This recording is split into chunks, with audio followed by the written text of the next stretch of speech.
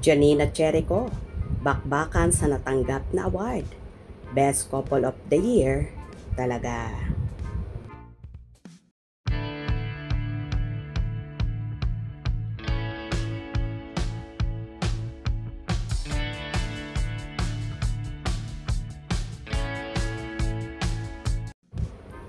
Itinanghal nga na Best TV Supporting Actress of the Year si Janine Gutierrez para sa Lavender Fields serye nila at nasungkit naman ni Jericho Rosales ang Best Primetime TV Drama Actor of the Year sa Lavender Fields din.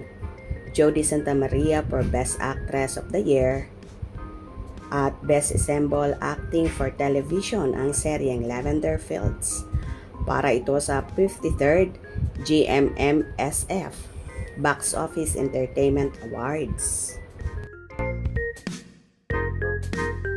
Kasi parang may problema ka eh. Baka kasi tinatamaan ng ego mo. Kung tinatamaan ng ego mo, hindi ko na responsibilidad na punan lahat ng pagkukulang na nararamdaman. Pirma mo na yung annulment natin. Nakikiusap ako sa'yo. Pirma mo na. No! You don't understand. Kasal tayo. Asawa kita. Kesa mapunta ka sa iba, mamatay na lang tayong lahat.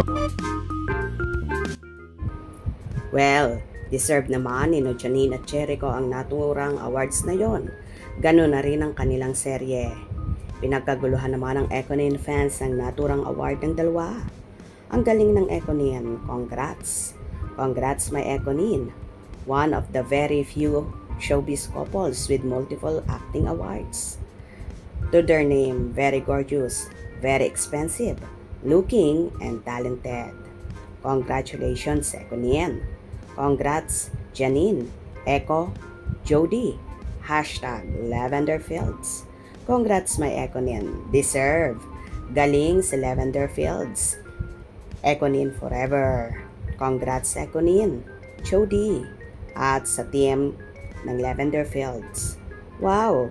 Congratulations, cast of Lavender Fields. Congrats, idol, Miss Janine Gutierrez, Best Supporting Actress for Lavender Fields. Congratulations, Janine. Well deserved the award. Wow, thank you, Lord. Congrats, Econin. Anyway, deserve naman ni Janine, Echo, Jody at ng Lavender Fields seryeng natanggap nilang award dahil kakaiba nga ang naging atake nila at ang galing ng pagkakagawa na masasabi mong pang world class. At dahil nga nag-hit ang serye ni Janine at Echo na Lavender Fields, kaya naman may kasunod na agad silang gagawing proyekto ang The Accused na malapit na rin itong simulan.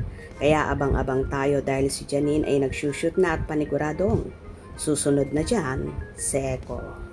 Kung nagustuhan nyo ang video na ito, comment down below.